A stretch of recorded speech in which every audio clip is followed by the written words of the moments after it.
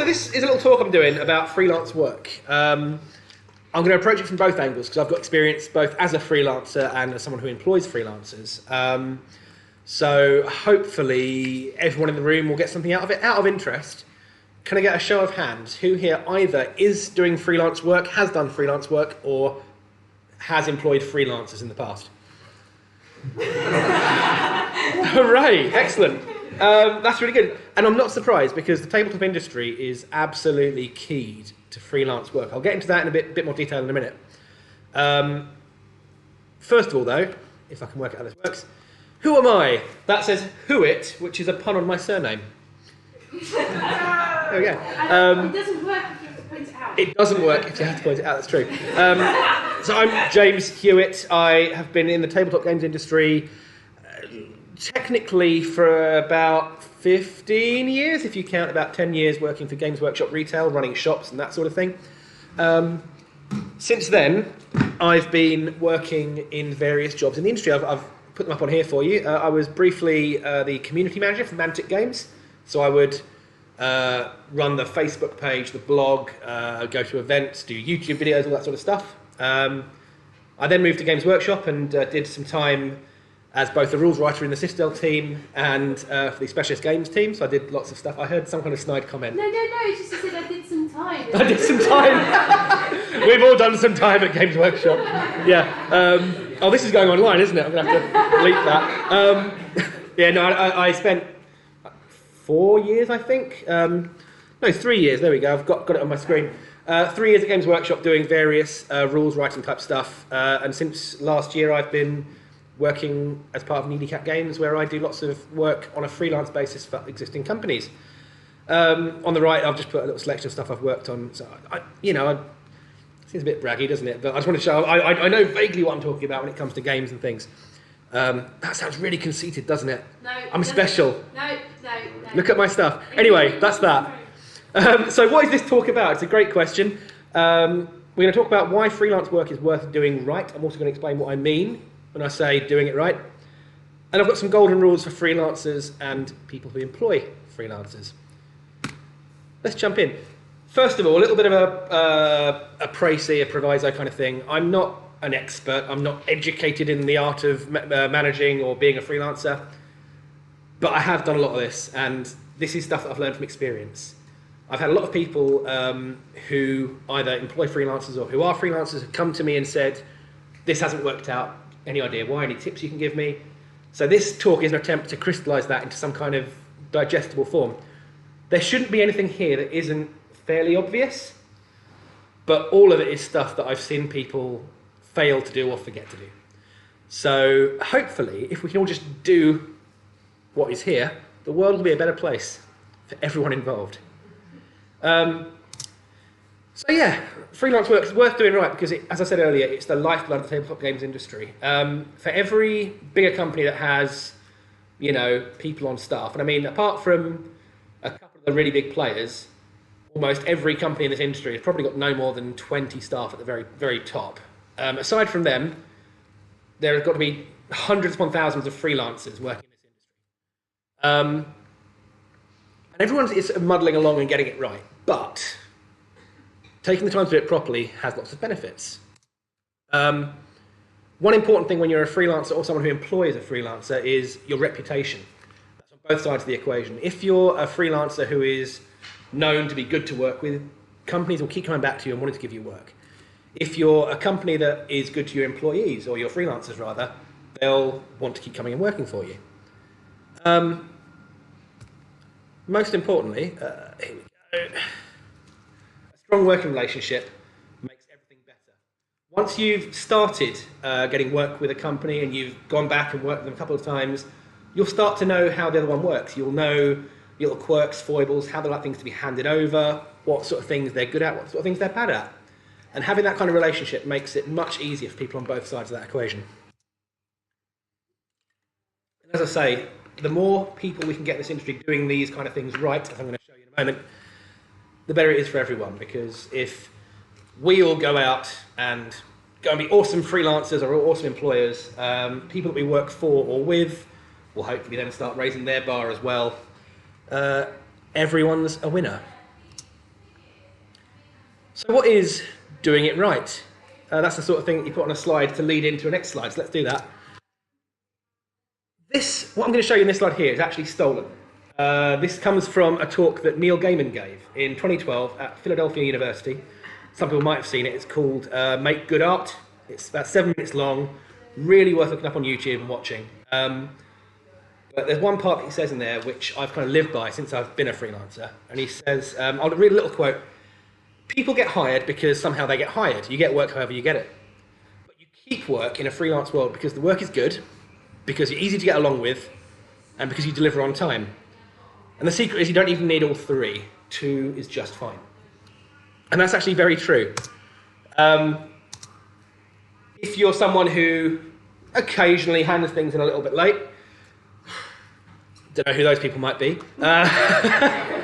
People will generally forgive you if the work is good quality and you're easy to get along with.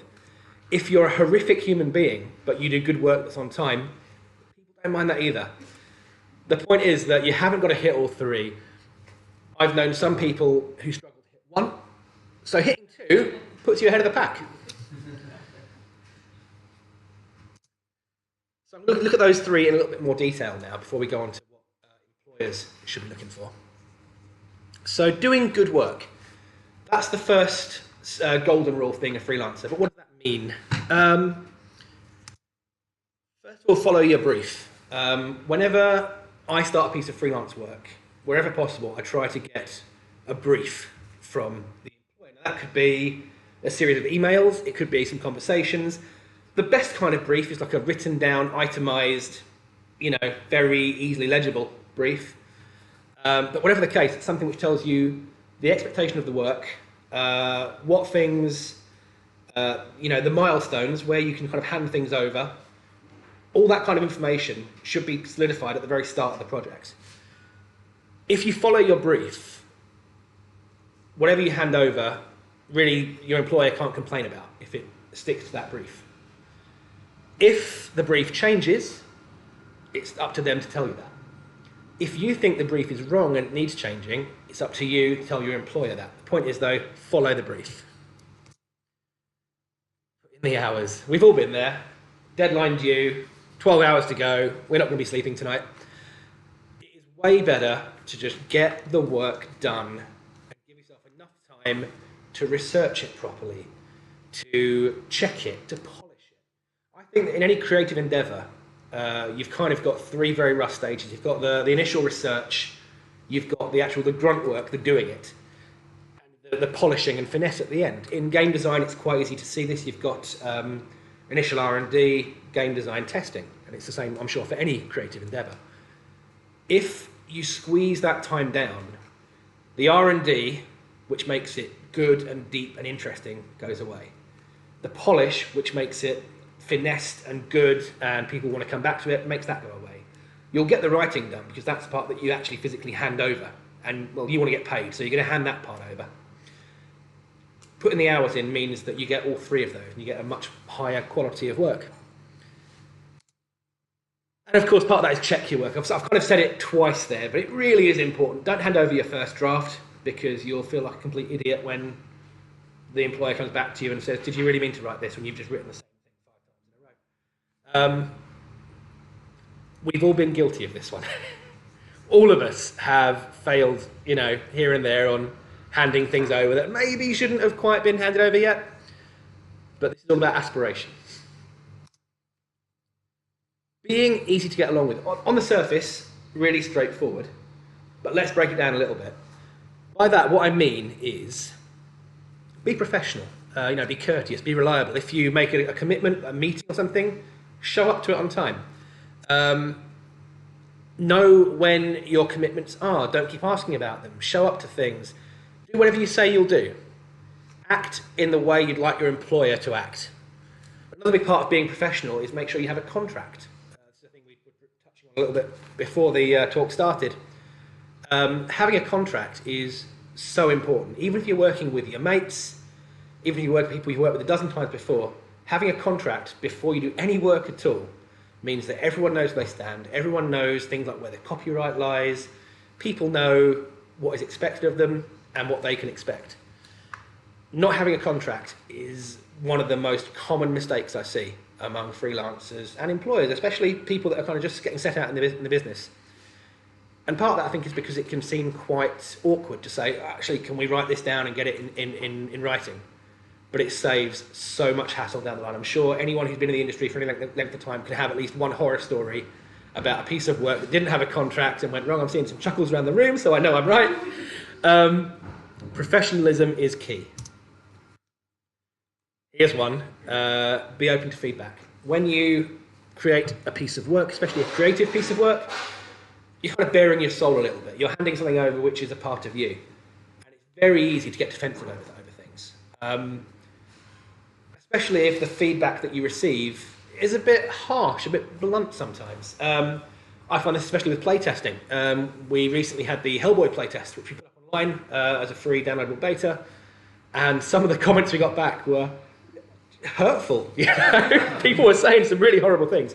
But the key is that you need to be open to that feedback, however it's delivered, wherever it comes from.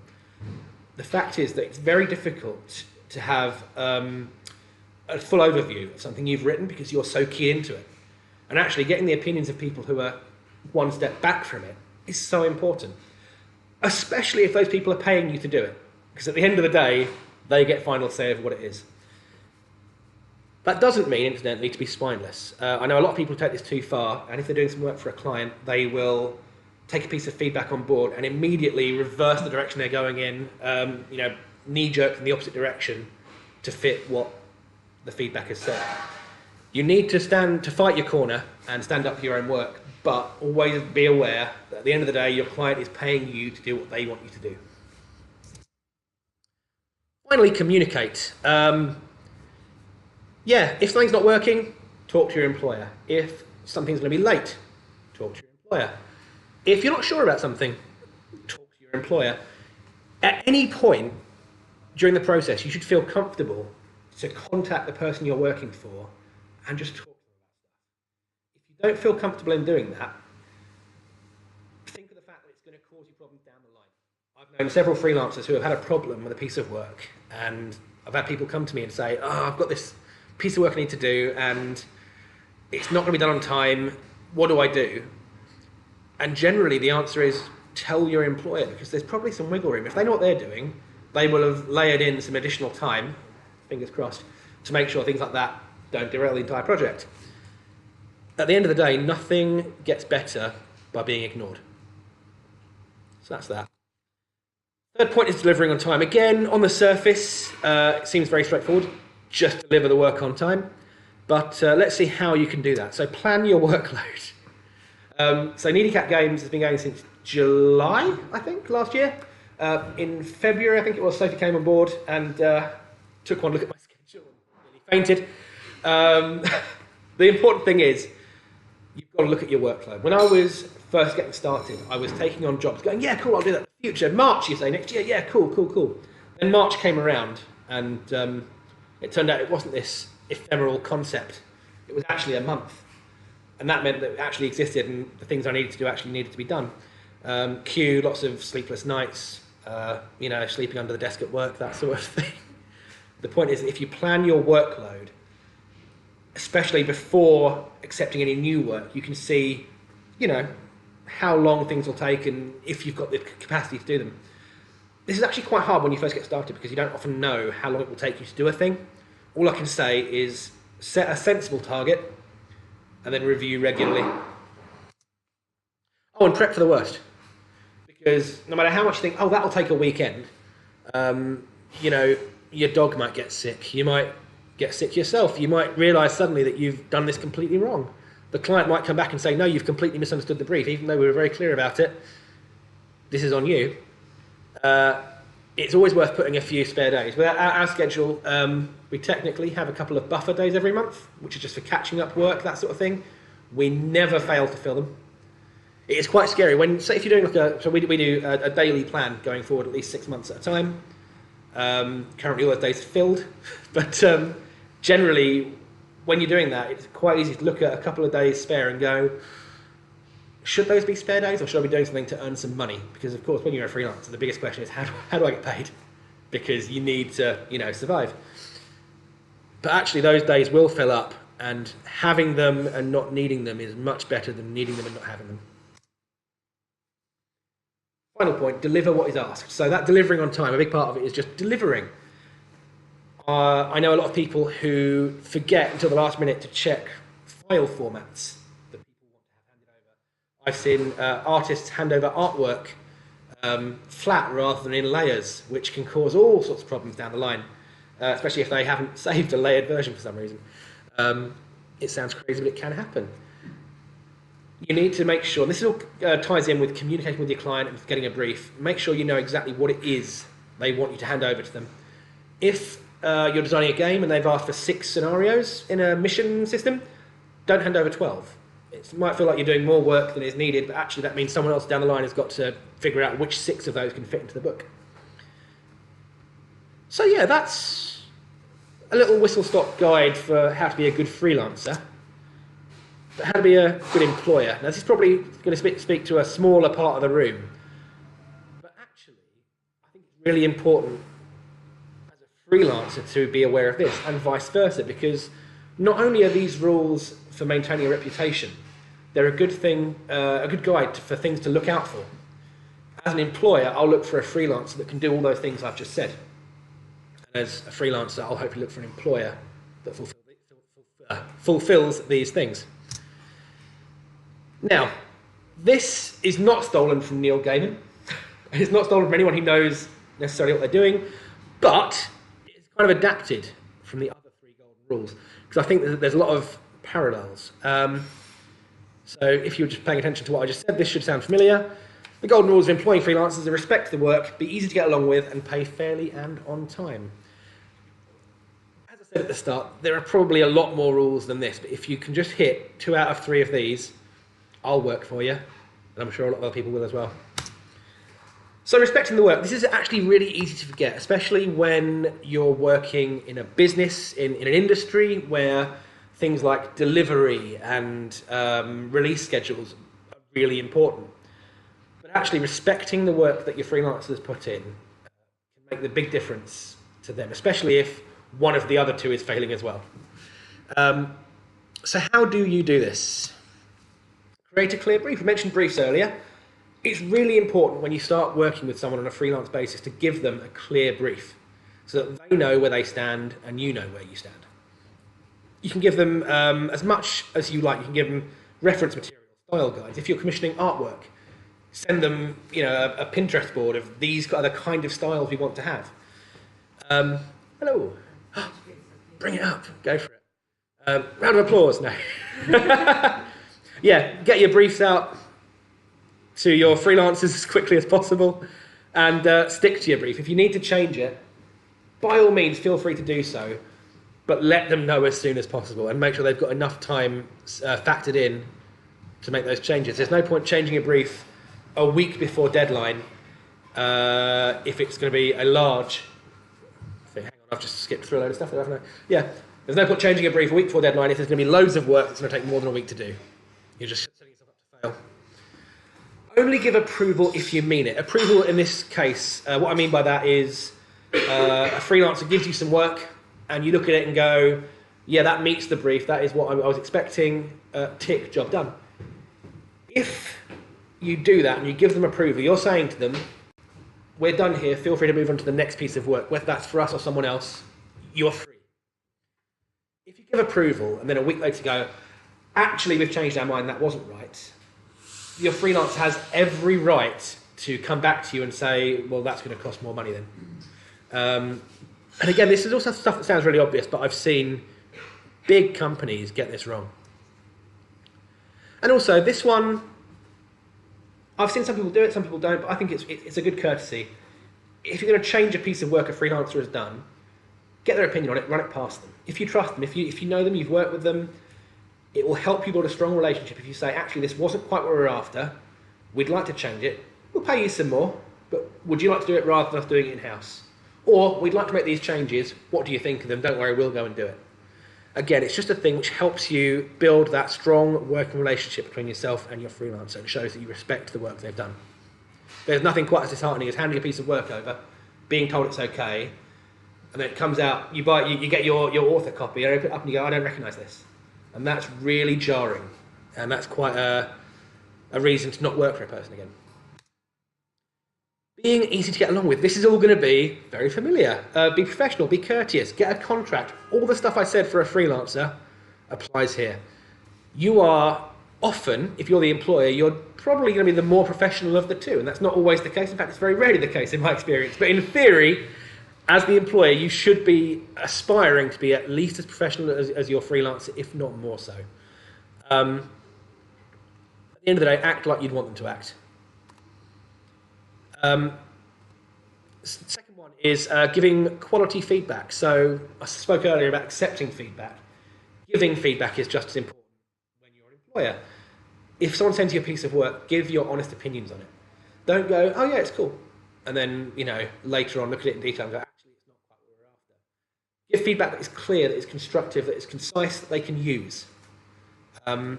It can be quite difficult to receive a piece of feedback which says, oh, it's all rubbish and I hate it. I don't know what I want, but I'll tell you when I see it. That's really unhelpful as a freelancer. And I've given that feedback myself as well, so I'm certainly not innocent of that one. Finally, communicate. Talk to your freelancer. Again, if anything's going to change, if you don't understand anything, if you don't like their work, if you don't like their face, just tell them. It's better to have it out in the open, and we'll go from there. Finally, this is the biggie, isn't it? Paying fairly and on time. That is quite a nebulous concept, paying fairly. At the end of the day, there are no hard and fast rules for what a piece of creative work is worth. But at the end of the day, it's worth what people will pay for it. So when I say pay fairly, I mean don't knowingly undercharge someone. Don't think, oh, how little can I get away with paying them? Don't offer them to work for exposure. That's kind of a bad thing to do. If people want to work for exposure, that's great, but don't kind of lead with that. Paying people for their work and paying them fairly will reap dividends because you will get people who want to work for you because they know you'll pay good money. Actually, one thing that's also quite helpful here is to chat to other people in the industry and find out what the going rate is for certain pieces of work. Especially when you're starting out, if you're commissioning your first pieces of work, you can think, well, how much does a piece of artwork cost? For a full page piece of artwork, full colour, am I paying £50? Am I paying £5,000? It can be wide open, and different freelancers will give you different rates. The important thing is, don't knowingly undercharge them. Underpay them, that's the word. Set up a clear payment plan. When you set your brief and you do your paperwork at the start of the project, make sure they know the points at which they'll get paid. If you're going to do something like you get half up front and half at the end, make sure they know what up front means, what the start means. Does that mean when the contract is signed? Does it mean immediately after saying, I'm going to pay you some money? Does it mean after they've handed in their first piece of work? Sometimes it can be, it can be quite common to see businesses say, because you're a new freelancer, we're going to pay you nothing up front and everything when the work's done. You can seem a little bit dodgy as an employer if you say that, because it can be like, well, I can't guarantee I'm going to pay you. Note to any freelancers, if an employer says that, make sure you definitely have a contract. Because we've all been burned there. Yeah, set clear milestones, ensure that your freelancer knows what an invoice is and how to use one, especially if they're new. Everyone has to learn from somewhere. Help your freelancers out, basically. And finally, any invoices you get, pay them promptly. If someone has gone to the trouble of doing some work for you, sending you an invoice, signing it, whatever else, pay them the money. If you can't afford to pay them right now, tell them so immediately. Because at the end of the day, when you're employing someone, you might be their lifeline. You might be the person they're relying on to pay their rent, to buy their food. It is your responsibility, ethically, professionally, and whatever else, to make sure that they get paid. So, yeah, that is the 3 golden rules for freelancers and employers. As I say, nothing that is massively revolutionary or surprising, I imagine, for most people. But again, you'd be surprised how often they don't get hit. And as ever, remember, 2 out of 3 will do.